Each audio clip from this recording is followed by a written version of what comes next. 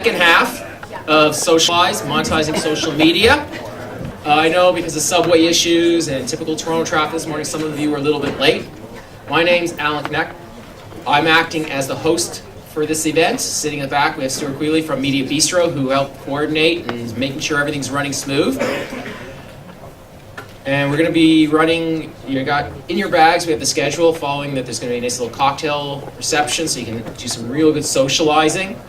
Now, how many people are sitting in the exact same seat they sat in this morning? Who decided they were going to mix things up so they could meet new people? All right, you guys get.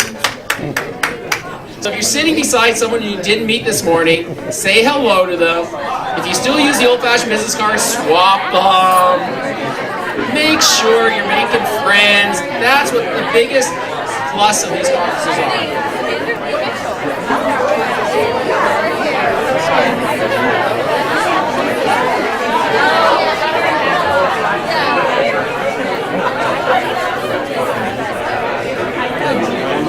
Now I get the joy, and I'm sorry to interrupt everybody. All right, so we're now going to get started on the G+, new insights using Google Plus to rank better. Now, we all know Google messed things up on us last week, for the good or for the bad, so we got a great panel here, which I'm going to pass the baton over to my business partner at Digital Always Media, Jim Hedger, who will introduce a little bit more about the session and take control.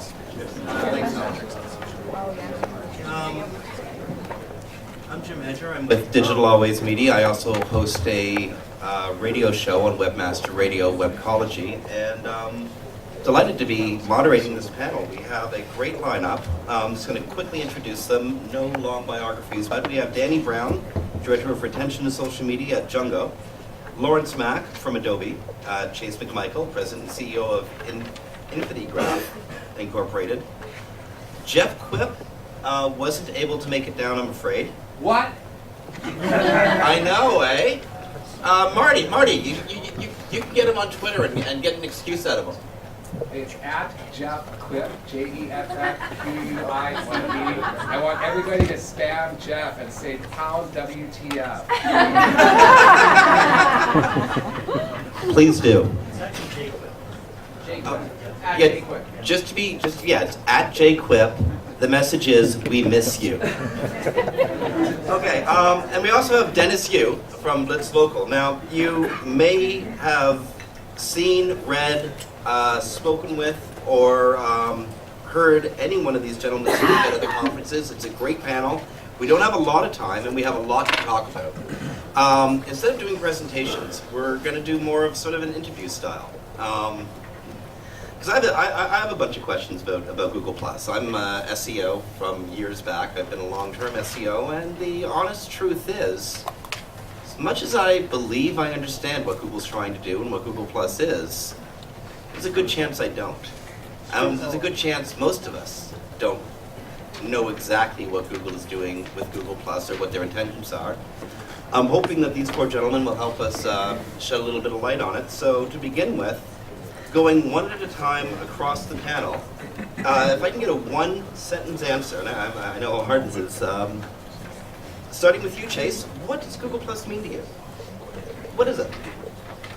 Google Plus means to me personally is that it gives us, the brands, an opportunity to really impact their ability to manipulate SEO further. And I think Google is doing something brilliant, because personally for myself, I've found that the search has become challenging because of the gaming that's been going on for many, many years, because of big social SEO firms. Building. Last night I was at the table with a guy that builds 400 pages for a brand to help them index higher. And I guarantee you, everyone in this room, when they do a search, is sometimes clicking on stuff that has nothing to do. It looks really good, it's perfect, but then you go to the page and it has nothing to do. So I think this is an equalizer in using the humans from a behavior and interacting with content to control that. So I think it's going to be really interesting. Dennis, same question to you. What is Google Plus and what does it mean to you as a practitioner? I'll give you a one-sentence answer. It's too early. So don't waste your time. Have a presence, do some analytics, but do AdWords, but there's not really much you can do now unless you've mastered Facebook. moving down the line, Lawrence from Adobe. I think that Google Plus to me is it's not a social network. It's not another social network. I think of it as a social layer that's going to tie together all of Google's other products and drive deeper engagement of users throughout the Google line, and then also as marketers, your other marketing channels that are Google products, like say for instance, Picasa, YouTube, Google Docs. Okay. Danny. Personally, I see it as a business and behavioural intelligence platform where, as a brand, you can really get to grips with your customers, and as a user, you can really, establish yourself from a search angle, from a visibility angle, and it's going to be an interesting ecosystem that probably the first one that can really combat Facebook from both a commerce and a consumer angle. Now, yeah, absolutely. Lawrence said something really important, and that is that Google has created some very formidable products. And if you look at the breadth and depth of what Android has pulled off, which is frankly 2-3 years ago, it was very questionable, but now they're the dominant OS. So when you look at, and especially the applications Lawrence was mentioning, the fact that they're integrating Google Plus in that as a social framework, it's very serious, formidable beast that is being created. I mean, it's hard to put words around because that's a very motivated and smart group over there with a lot of money. So, and I hear what you say, Dennis. Focus your time, your effort on Facebook, but for the brands that get on early and formulate and establish a presence and get more content indexed in that methodology, they're going to score higher. Can you name a success story? Burberry, H&M. Matter of fact, did you read my blog? Blog.infinigraph.com. Tweet that, folks. Blog.infinigraph, InfiniGraph, infinigraph.com. Check it out. I mean, we talk about some really good stuff and what's happening and why it should be considered very important TV. Google Plus came into our ecosystem just about a year, maybe a year and a half ago, and when it first came out, I think people saw a Facebook clone. Sorry. These guys are trying to be half Facebook, half Twitter.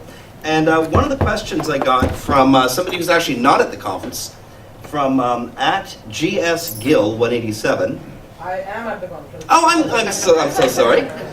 One of the questions I got is Google a greater threat to Facebook or Twitter? Or is it a threat to either? Again, going across the panel, starting with Chace. I think if we look at Twitter specifically, I mean, there's no question that they have a dominance in the broadcast media and publications. I don't think there is a publications or broadcast media that they're not using Twitter aggressively. And they're not going to get that capability in Facebook. Whereas the majority of brands have a presence and are almost using Facebook as a website. The fact that Google has, and it will be, and continuing to use their search dominance and integrating that social integration with content, I think it's creating potentially a different class. So it's not the traditional. Now, I know for a fact, and going to one of the first Google Plus meetups, there was a buzz about the fact that a good chunk of the influencers have migrated over to Google Plus. And so if you notice what happened with Facebook and the growth of its initial growth, that was sort of the spark. So it's anyone's game, but I think that there's a different medium or different social is transforming into something new that we have yet to really truly understand, and I think Google may be on the cusp of that. Dennis?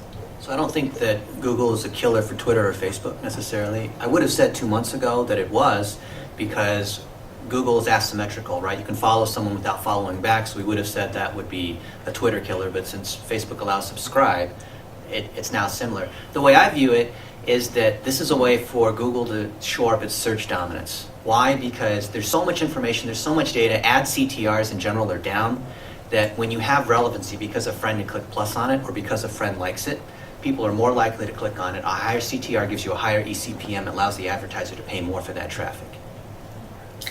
Lawrence?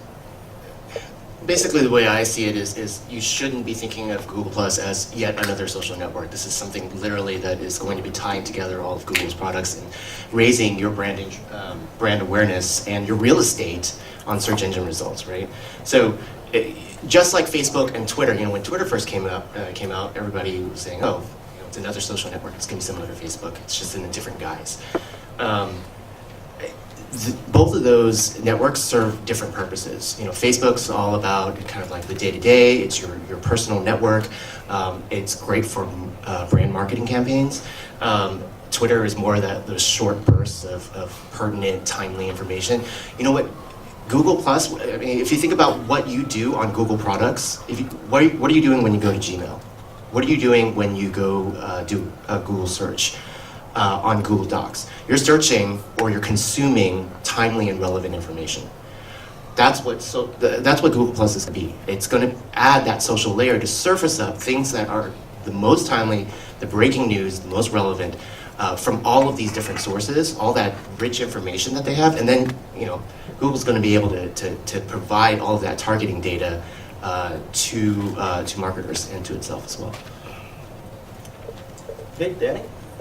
Yeah, I think it's always dangerous to say anything's a killer of something. It makes for great headlines and blog headlines, but I don't think in the real world we'll look at another platform as a platform killer. It's a platform itself that kills itself by not, providing service to its users.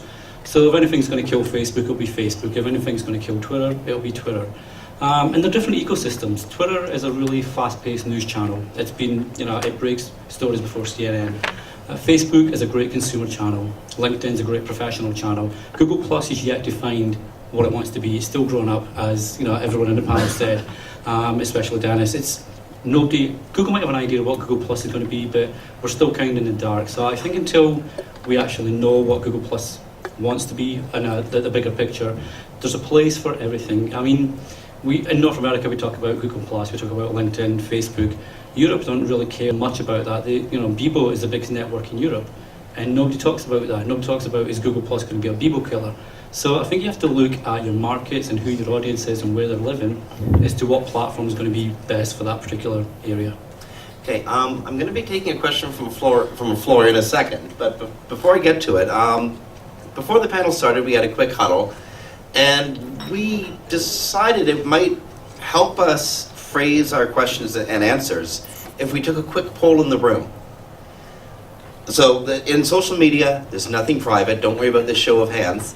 How many people in the room work for a brand or a corporation? How many people in the room market for brands or corporations? Okay.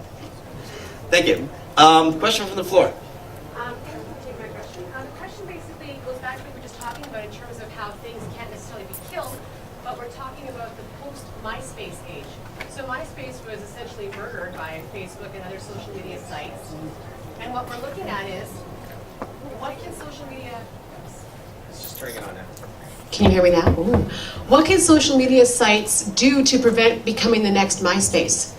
So what do they need to do in terms of innovation and engagement to keep themselves from becoming irrelevant in the marketplace? Keep the knives out of the user's hands. You use the word, it is innovation. It's continuous innovation. I mean, consumers, the social fundamentals of social is pretty common across every platform. But look at Pinterest. Who's on Pinterest here? Yeah, pin me. Which is the next Chace big McMichael. Chace McMichael. I want to hear you see your pins. Okay. That's the next big thing, though, don't you think? Well, you think about what's happened recently. In some ways, we're becoming stupid. Don't take this offensively, but we went from writing emails to formal "Dear Sir" and it's almost like a formal letter to now it was text messaging to now it's 140 characters and screw all that. Let's just show a picture because that's 1,000 words, right? And so I can have a bunch of pictures that shows my persona. I don't have to say a damn thing, and all of a sudden everyone. It's hyper communication, but a lot of people would think, well, gee, what's so great about Pinterest? Well, why are people getting on that? Well, because of our hyper communication need. Now it's taken this to a next level where I can communicate a visual. And now there's a Pinterest sort of as a knockoff like for video. And so I think that's the innovation that we're going to see. That's could be the tipping point. And would you say it's also innovation and integration? So for example, if you're a brand, you can't just be on Facebook or on Twitter or on Pinterest, but integrating whatever platforms you're using to involve your users, right? I'm anti-technology in some ways. You want to be relevant to your consumers. If they're there and engaging, yeah, you've got to be there. So I mean, there's a give and take. Thank you. Just how many people have ever set up a Google Plus page for your business, not a profile? Really? See, I think you got good thing, man. How many of those people actually have more than 1,000 followers right now? There you go. Look at that. You see, you guys, I'm telling you, this is how how people blew up on Twitter and they got all these hundreds of thousand followers.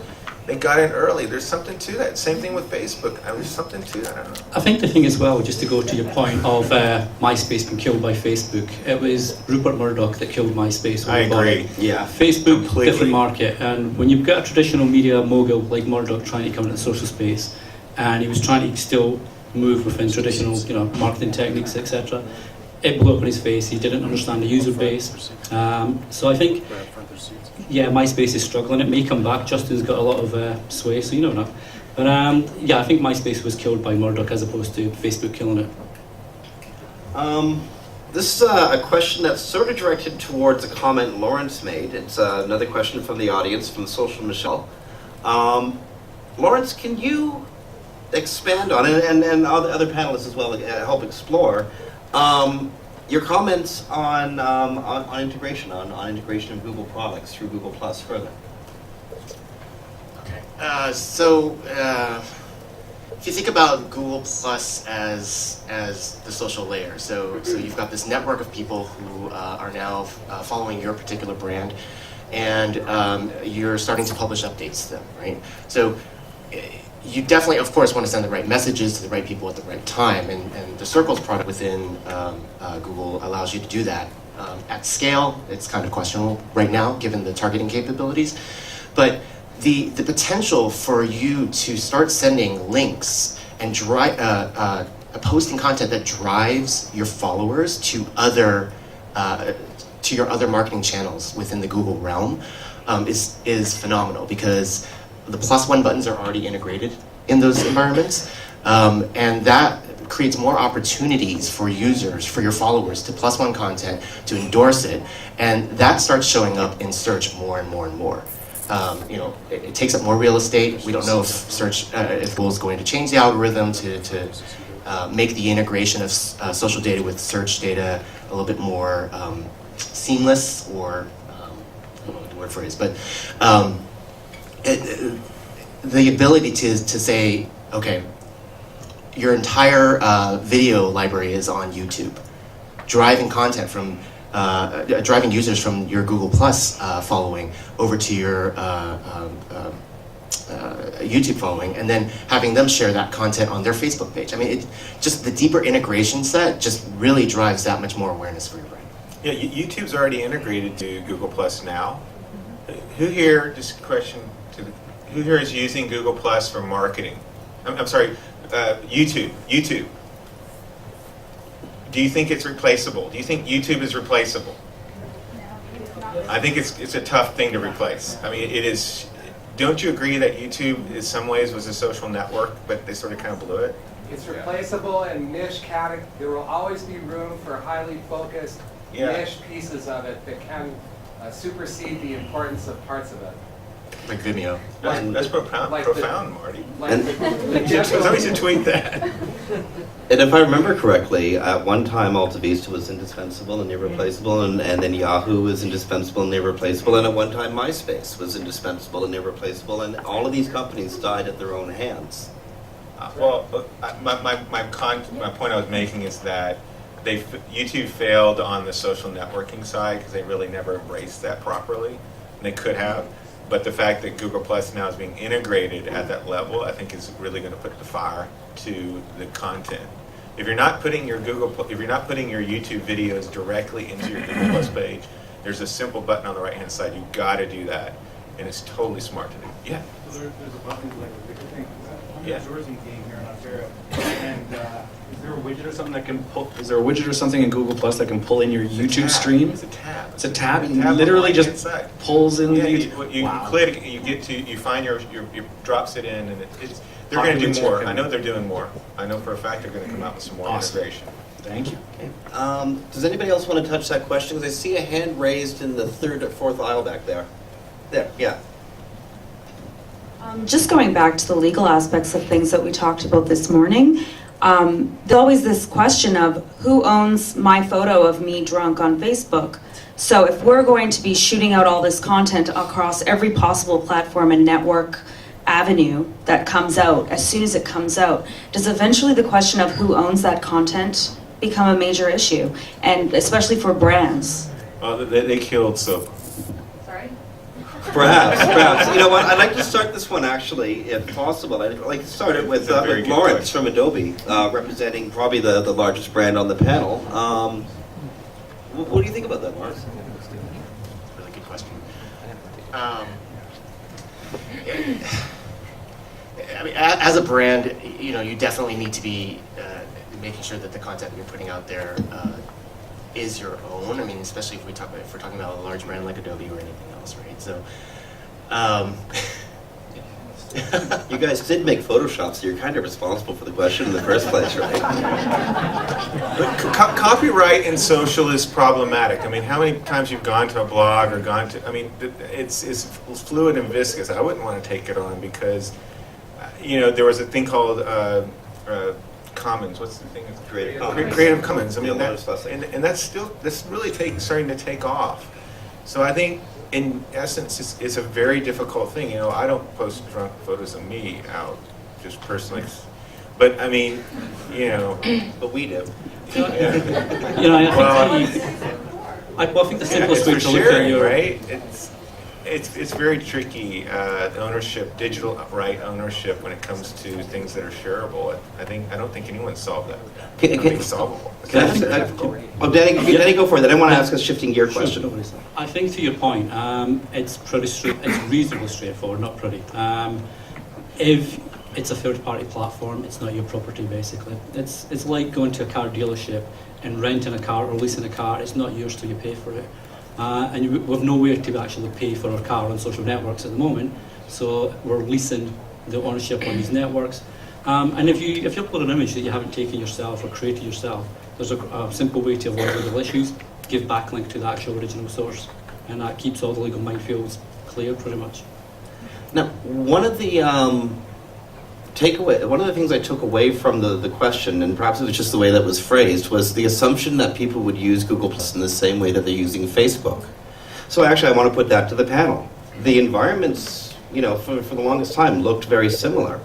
But do you see individuals and businesses using Google Plus like they're currently using Facebook, given the integration with Google's or general search results?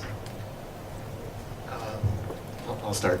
I think right now it's still so new for brands. I mean, brand pages on Google Plus were just introduced back in November? Yeah, October, November. And you know, brands like Sony PlayStation, which is a customer of ours, they're definitely dabbling in it. And what they're doing is they're taking some of their Facebook, you know, best practices and applying them to the Google Plus environment and just basically seeing what sticks. There's 90 million people now on Facebook, which is Google Plus, Yeah. which is a fraction of Facebook. But it's still 90 million people. We don't know what that number actually means. Are these uniques? Are these active dailies, active monthlies? We have no idea. About 60%. They said about 60% is now active. Now active. That's a Google figure. Wow. Come on. Yeah, I think It's a the figure. problem- Yeah, the problem with the Do you believe numbers- that 900 million are on Facebook? Well, that's the thing, Chace. The thing with That's a figure. Google Plus is now that if you have a Gmail account, you're automatically created a Google Plus account. So take the numbers with a pinch of salt. Yeah, it's obviously a great growing network and it's going to be an important platform. But how many of these numbers are actually people that know about their accounts versus it's just been created by Google? Well, I think the thing to remember though, is as you're on Google Plus and deciding what type of content to publish out to your followers on Google Plus, is to make sure that you definitely experiment with what type of content you're putting out there, but make sure that you're starting to segment based on the results that you're seeing. Use analytics like the Webmaster Tools and the Google Plus data that you're getting to really start to segment down and target the right followers with the right messages. And you're, just like you don't target or send out the same messages that you do on Facebook versus Twitter, Google Plus is also going to be different. If you think about who's on Google, who's using Google products and what they're searching for, it's breaking news. It's timely information. It's relevant information that they're looking for about your brand. It's cats. We're using Twitter as like a barometer to measure and determine what you may want to post. So that's a really good strategy if you do have a significant Twitter following. There's I got 2 questions from the floor, starting over here, then moving over there. Hi, you guys are talking about the transformation of Yahoo and MySpace going into what happens as far as Facebook kind of cannibalizing on that opportunity.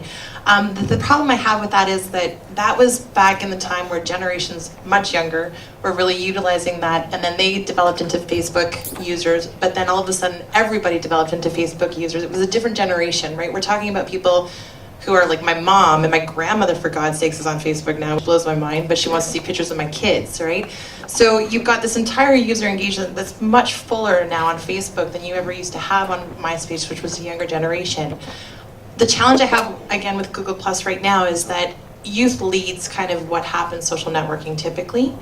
And are you seeing really young people engagement on Google Plus right now? What I'm sort of seeing is a lot of networking who are more like similar to my age than it is younger audiences. So that's where I don't think that the traction that's supposed to be happening with Google Plus should, where it should be, is not going to happen because it's not got that energy of younger audiences really adapting to it and being interested in it. What do you guys think? Let's start at the far end and come back this way.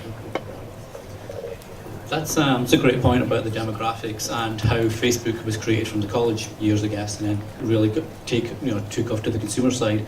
And I think that's probably any network's challenge when going up against Facebook, because let's face it, Facebook is the one that everybody compares to on social networks. It's the biggest one. So from a demographic angle, I think it's possibly changing now because you've got more. You didn't have brands on social media back in the Facebook days, on the MySpace days, clearly. Brands are driving a lot of social media engagement now outside the consumer side. And brand managers, account managers, execs, VPs, etc., they're all in the 30 to 50 kind of age group. So it's a different demographic from the age side now. And I think with stuff like Google Plus and anything that comes after here on in, the demographics will skew upwards as to who possibly leads the charge versus the millennials or Generation Y group that came from before. Lawrence? I think we tend to look at social networks and any new ones that come on onto the mound, like for example Pinterest and Instagram. We look at it as, or we measure success by them reaching this critical mass of users, right? And I don't know if that's necessarily the case with Google Plus. I think this is more about the search play and driving social endorsements within search results to increase visibility for a brand. And so I don't think it's going to require as many users as many Facebook users in order to succeed. I think what we'll start to see very quickly is brands start to jump onto Google Plus because they know that their competitors are doing so, and they're starting to show up in search results more than they are. And that's doubled by social endorsements by these users, and just driving more interest in their products. So I think it's less of a critical mass issue. So we have admin on 11,000 pages on Facebook. So it's a very Facebook. Just whatever I'm saying, just discount the fact that it's very Facebook oriented. We did some analysis that you'll see released in the journal in the next week, and there's 120 billion impressions that we've recorded over Facebook. There are just a few billion on Twitter, and there are only millions that we see on Google+. There's only single-digit adoption that we're seeing on Google+. I'm not saying don't do this, but to Lawrence's point, it's absolutely right. You're going to see Google+ be something that increases the CTR on your ads, that's going to help shore up your CTR in the search results and your average positioning among friends of friends, but it is not something to be seen as a social network. So when you back to what we were saying before, it's how people are going to be where everyone else is, right? You're not going to go anywhere because it's got some new features. And when you see this kind of critical mass where we'll post something on Facebook and for a particular brand and we'll get 50,000 people clicking like on it within a day. That is amazing power. If we can get the same kind of thing on Google+, that's going to be the tipping point where you're going to see brands start to spend effort there. But there's no way that you can buy +1s, right? You heard Matt Cutt say a couple months ago that he said this, and I love how he likes to twist things in a certain way, but he said that if you use +1, it'll help you out in the search results. Sounds good, right? But what's the other side of that say? If you don't use +1, you're going to be hurt in the search. I got a +1 on a PR7 if you want to buy it off me. I'd like to give up my spot for the young lady right here that wants to ask a question. Okay, thanks. At first, social networks like Friendster and MySpace, and as we say, they all went from one to another. It was about connecting, right? And once you've connected to all your people that you once knew, I think now it's going more to what are you doing? How is it making your life better? How is it changing? Like Instagram, you like taking picture, you like quick app that makes it look better. You share that. Pinterest, all these things. How do you see schemers, Google schemers doing that? And because I know that it's not totally out there now, but is that going to be useful for businesses as well? In my humble opinion, if you were to take every single Android device out there, and there was a social application that was created, let's not call it Google+, and the younger generation and people started to adopt that and pick that up, I think we're going to see a mobile revolution. I know that, and Dennis, you'll probably say this is true, a good chunk of people looking at content on Facebook is coming from mobile, right? Yeah, so I think there's a mobile revolution we're going to see happen. I mean, sure, we saw a bunch of smartphones hit the markets, and millions of applications, but the thing you were saying about being connected, this whole world of the fact that high speed is definitely here on mobile. We've got these rich mobile experience happening. It's extremely fast. It's like having a supercomputer in your hands now, and it's going global. And now we're going to have these technologies embedded. I think we're going to start seeing an evolution in that space. And it's anyone's game. No one's won that yet. No one's claimed that. But what about schemers? I don't even know what schemers That's Google. It's a Google thing. It's a Google platform that makes you helps you go about your day and do things. Why do you look it up? Schemers. SCH. Oh, Schema. Yeah. Schema.org. Yeah. I'm sorry. Schemer. Yeah. I didn't understand what you were saying. I'm sorry. Yeah. So those are. That was a brand. It sounds cool. No, sorry. We're gonna go screaming. Schemer. I think that's a great question. There are these new elements that have been introduced into SEO and into the business of being a webmaster, coming from schema.org. And how does this work in with Google+? What are the signals that are important for webmasters? I like Lawrence's statement. I think we're getting so wrapped around the axle that Google+ is so social because it has that smell to it, but there are ulterior motives about how they're integrating this. It's anyone's game. I don't know if it's an easy statement to say, okay, it's going to be this in 6 months. And Dennis is right. I mean, you should not stop doing what you're doing on Facebook. It's going to be here for tens of years. But from a traffic perspective, if you look at the amount of money that's being spent on Facebook versus search, it's minuscule. I mean, it's a blip. It still is. And where money is being spent is still on display. Display and search is where all the money's going. And social is like, beep. So, if you're smart, you'd be enhancing display and search with social, right? So maybe they're the smartest people in the room, and we're not. I don't know. I think one of the ways going to the whole interaction, what people were doing, and really, getting a group mindset to it. If you think that Pinterest, a lot of the demographic in Pinterest is women between 30 and 45. I was reading a report about it. I don't know why. It's like a lot of moms are on Pinterest. So if you're uploading an image, it's just to give an example, 2 o'clock in the afternoon, because you've dropped the kids off at daycare, you've got some time for yourself. If you're a single mum living at home or a mum living at home, or at home after the dropping the kids, whatever. But you upload an image at say 2 o'clock and it's of a cat or a dog or just nature as you walk home through the park or something. If you're a smart business and you're understanding the demographics of Pinterest, and let's say Pinterest gets tied in to Google Plus, for example. So if you're monitoring Pinterest uploads and you say, okay, I've got a demographic of women, North America, they make this amount of money, they upload these kind of images, and they use this kind of platform. It might be an Android, it might be an iPhone or whatever. You're now able to target ads specific to that audience at the time they upload it. Do you need a new camera? Do you need a photo album? Do you need a new app for your phone that allows you to edit your nature photographs? So you can be really smart as to what you target your user base based on the time of upload and the interest that they share with their friends and what gets repinned by their friends. Now you're targeting their friends based on your activities, and it opens up a whole different level of targeted advertising, which is obviously what Google's trying to do with the integrated approach. So I think it's maybe a good way for schemers and Pinterest and stuff like that to work together. We're down to our last 5 minutes. I have another question from the floor. And this is kind of an interesting one. I'm pretty sure this is run through the heads of several marketers out there.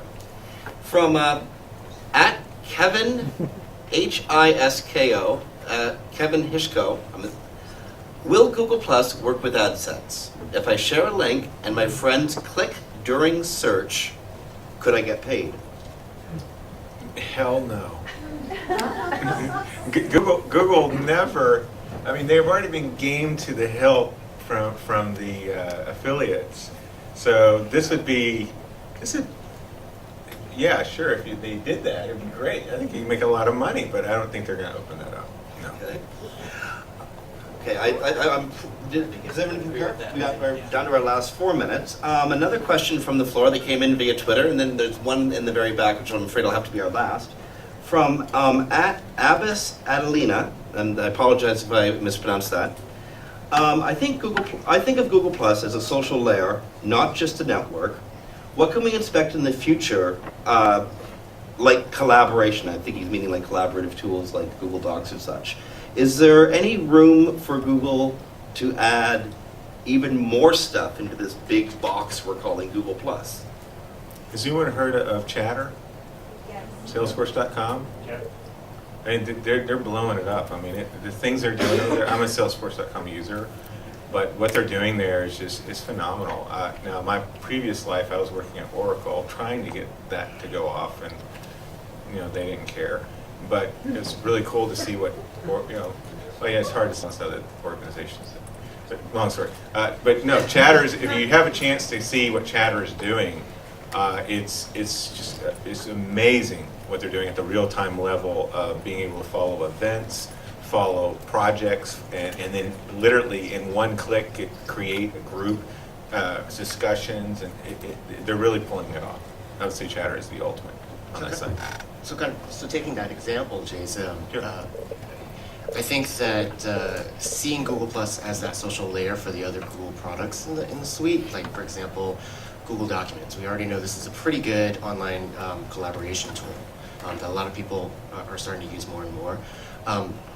To that effect, within an organization, think about adding Google Plus into that and having real-time chat in addition to all of the changes that you make real-time within that Google Doc. So there are Google Plus unique tools that I think are really geared towards not only externally amongst consumers being able to share, but also bringing that in-house into an organization. Like, for example, Hangouts, video chat.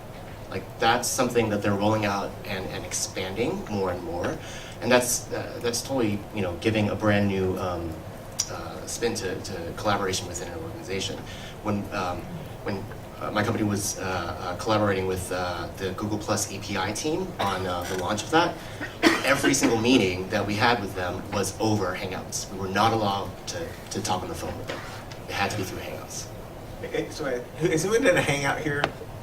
Aren't they cool? Yes. They're so cool. I know some people that are addicted to that stuff. There's one lady was asking a question. I think that's sort of kind of like the application that could really start taking off, because kids today, they don't want to text anymore. They want video, and if you have kids, they love video. Love it. Okay, I think we have time for one more question. I'm pretty sure I saw a gentleman in the back of the room who had just raised his hand. Where's the... For the one-person operation with limited time and limited resources, as some of us have, what's the entry point? Like, how do you get started on this and say, here I go? You have a Gmail account? Do you have a Google account, like Yes, a Gmail yes, account? I do. Okay, it's in the upper left-hand corner. There's a thing called Google Plus. It's a button. I mean, it's a text. If you click that, it'll ask you to register, and as soon as you do that, you have a page. And then Well, I understand that, but I mean, there's limited time, limited resources, you have to set some priorities. Right. Yeah. You can't do it all. So what we have told brands to do is take a look at it like this. So the first thing you want to do after you've built your page, just start by driving follower growth, whether that's through viral activity, by asking your friends, families, partners, networks to start adding you, but also placing the plus one and add me on Google Plus badge on all of your web properties. So it's driving that follower growth, and then starting to create content that is appropriate for that audience. So taking a look at who's on there, who's following you, and just putting out messages out there, putting out information, seeing what sticks, and then start to differentiate that as you start to understand how to segment and target to those audience. It's really important. If you take a look at all the metrics that Google Plus is providing, it's all around engagement. So whatever you can do to drive plus ones, shares, and comments, this is going to help you get started and start to see some results within Google search. It's just important to remember that they're still rolling this out fully. Everything is not fully implemented. Like from week to week, we see fluctuations in what Google Plus data appears in a search result for a particular keyword.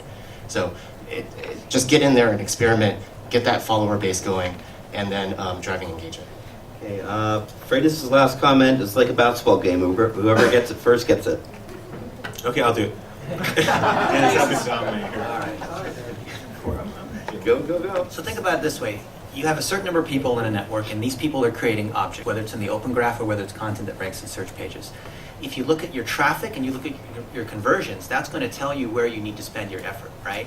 What Facebook's trying to do is create a real social network that ties back to the actions that you take. That's what they launched last week when we were there in New York and Boston. If you look at what Google's doing, it's coming from a different angle with search, which is discovery and then being able to convert. So those are two completely different angles. So if you're thinking about how do you allocate your time, just make sure you have that base layer covered all the way across, and then allocate towards what drives you more traffic if that's your goal, or allocate to where you're getting more conversions and doing more of that. Then you don't have to worry about trying to do 50 different things. Just a tiny addition to what Dennis was saying. Ask your customers. Do you have an email list or a contact list on your website or your business? Ask your customers, are you currently on Google Plus? If not, then you might not want to allocate too much of your time there just to start with, and then scale upward. Okay, folks, I'm afraid that's it. We are stuck with the tyranny of time. So Danny Brown, Lawrence Knapp, Chace McMichael, and Dennis Yu, thank you so much. Don't forget, it's at jquip. We miss you. And incidentally, all these people, their Twitter handles are available in your program guide. And they're on the Socialize website, and I recommend that any of the speakers you really enjoyed, follow them. We are actually scheduled for a break now. Now, big round of applause, but I want to make a comment after the applause. Come on, for this panel. Applause for great applause. Second half of Socialize, monetizing social media.